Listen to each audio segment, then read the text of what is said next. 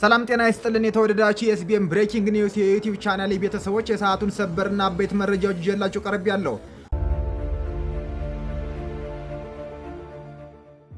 ወደ መረጃዎቹ ስናቀና በመካከለኛው ምስራቅ ያለው ወቅታዊ ሁኔታ እጅግ አሳሳቢና ፈጣን ለውጦች እየታየ ያለበት ወሳኝ ምዕራፍ ላይ እንገኛለን። የአሜሪካው ፕሬዝዳንት ዶናልድ ጄ ትራምፕ ከዋይት ሃውስ ኦቫል ኦፊስ በሰጡት ድንገተኛ መግለጫ አሜሪካ በሁለት ወይም በሶስት ሳምንታት ውስጥ ወታደራዊ እርምጃውን አጠናቃ ከኢራን እንደምትወጣ በይፋ አስታውቃለች። እንደ ፕሬዝዳንቱ ገለጻ አሜሪካ ባለፈው ወር አጋማሽ ላይ ከእስራኤል ጋር በተባበረ የጀመረችውን የአየር ድብደባ ተከትሎ የኢራንን ሰማይ ሙሉ በሙሉ መቆጣጠር የቻለች መሆኑን ሲገልጹ የባህር ኃይሏን በከፍተኛ ሁኔታ ማዳከማቸውን ትራምፕ ገልጸዋል። ትራምፕ አክለውም አሜሪካ ቀደም ብላ ያቀደቻቸውን ስልታዊ ግቦች ማሳካቷንም በተለይም የኢራን ስርዓት ለሚቀጥሉት ዓመታት የኒውክሌር መሳሪያ መስራት እንደማይችል እርግጠኛ መሆናቸውንና አሁን ላይ ስራውን እያጠናቀቅን ነው በማለት ነው የገለጹት። ምንም እንኳን ኢራን ስምምነት ለማድረግ እየለመነች እንደሆነ ቢናገሩም ስምምነቱ መደረግ አለመደረጉ ለአሜሪካ የጊዜ ሰሌዳ ግድ የማይሰጥ ጉዳይ መሆኑን አጽንኦት ሰጥተዋል። ፕሬዝዳንቱ ዛሬ ምሽት በዋሽንግተን የአካባቢ ሰዓት ስለ ኢራን ጉዳይ ለሀገር አቀፍ ንግግር ሲያደርጉ ጠቃሚ መረጃ እንደሚሰጡም ይጠበቃል። በሌላ በኩል በአካባቢው ያሉ ግጭቶች በየቀኑ አዳዲስ አሳዛኝ ክስተቶችን እያስተናገዱ ሲሆን ኢራኑ ፕሬዝዳንት መሱድ ፔዜሽኪን የተወሰኑ ቅድመ ሁኔታዎች እስከተሟሉ ድረስ አገራቸው ከአሜሪካና ከእስራኤል ጋር ያለውን ጦርነት ለማቆም አስፈላጊው ፍላጎት እንዳላት ገልጸዋል። ሆኖም ግን ውጥረቱ አሁንም እንደቀጠለ ይገኛል። የኢራን ፓርላማ ብሔራዊ ደህንነት ኮሚቴ ሰብሳቢ ኢብራሂም አዚዚ ኢራን አዲሱን ሕጓን ለሚያከብሩ ሀገራት ሁሉ የሆርሙዝ ወንዝን ክፍት እንደምታደርግ ቢገልጹም ለዶናልድ ትራምፕ በኤክስ ገጻቸው ባስተላለፉት መልእክት ግን የሆርሙዝ ወሽመጥ በእርግጥ ይከፈታል፣ ነገር ግን ለእናንተ አይደለም በማለት ዝተዋል። ይህ ንግግራቸው ኢራን ቁልፍ የሆነውን የባህር መስመር በመዝጋቷ ምክንያት ዓለም አቀፍ የነዳጅ ዋጋ እንዲድር ማድረጓን የሚያመለክት ሲሆን ትራምፕ ግን አጋሮቻቸው የራሳቸውን ነዳጅ ራሳቸው እንዲፈልጉና እንደ ፈረንሳይ ያሉ ሀገራት ራሳቸውን መከላከል አለባቸው በማለት በቆጣ ተናግረዋል። በመሬት ላይ ያለው ወታደራዊ እንቅስቃሴም እጅግ ዘግናኝ የሆኑ ክስተቶችን እያስተናገደ ይገኛል።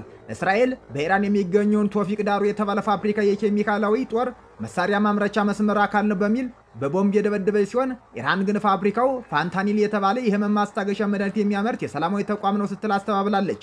በእስራኤልና በኢራን መካከል ሌሊቱን ሙሉ የጥቃት ልውውጥ የቀጠለ ሲሆን በቴል አቪቭ አቅጣጫ በደረሰ ጥቃት ሰዎች መጎዳታቸው ተዘግቧል።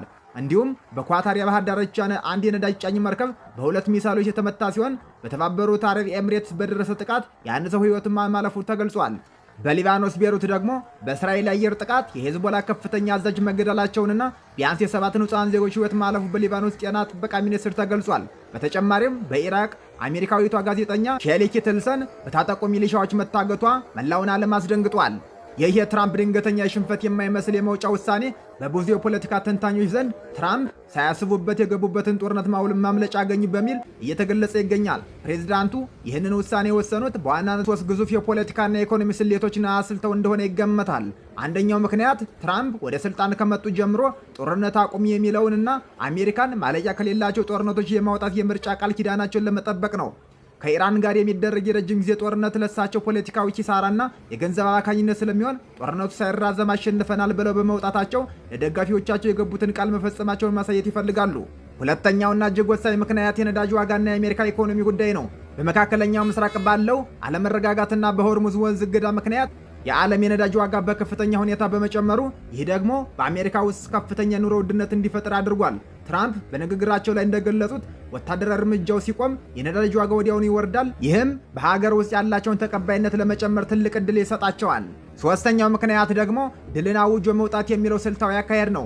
አሜሪካ በኢራን ላይ የፈለገችውን ወታደራዊ ጉዳት አድርሻለሁ ብላ ስለምታምንና በቴህራን ያሉ አዳዲስ መሪዎች ምክንያታዊ መሆናቸውን በመግለጽ አሜሪካ በበላይነት ላይ ያለችና ክብሯን ሳይነካ ጦርነቱ የማቆም ስልታዊ መውጫ መንገድ በመፍጠራቸው ነው። አጠቃላይ ትራምፕ ይህንን መግለጫ ያሰጡት ጦርነቱ ወደማይቆጣጠሩት ደረጃ ከመሸጋገሩ በፊት አሜሪካን ከፖለቲካዊና ከኢኮኖሚያዊ ቀውስ የምታድንበት መንገድ በማመቻቸት ነው። የኢራን መሪዎች ለመደራደር እየተማጸኑ ነው በማለት በዓለም አቀፍ ደረጃ አሜሪካ አሁን ብቸኛዋ ሀያል ሀገር መሆኗን ለማሳየትና ተቀናቃኞቻቸውን ለማንበረክ የተጠቀሙበት የዲፕሎማሲ ስልት እንደሆነ ይገመታል። ይህ ውሳኔ በመካከለኛው ምስራቅ ለሚታየው ትርምስ መፍትሄ ይሁን ወይም ለጊዜ የታሰበ ስሌት ወደፊት የሚታይ ቢሆንም ትራምፕ ግን ለጊዜው የከገቡበት የጦርነት አረንቋ የሚወጡበትን አስተማማኝ መንገድን ማግኘታቸው አይካድም። አሁን ላይ መላው ዓለም ትኩረቱን ያደረገው ፕሬዝዳንቱ ዛሬ ምሽት በሚሰጡት ሀገራዊ መግለጫና በቀጣዮቹ ጥቂት ሳምንታት በሚኖረው የተግባር እንቅስቃሴ ላይ ሆኗል። የተወደዳችሁ የዩቲዩብ ቻናል ቤተሰቦች ከጥቂት ሰዓታት በኋላ በሌላ ሰበር መረጃዎች እስክንገናኝ በያለንበት ቸር ያቆየን።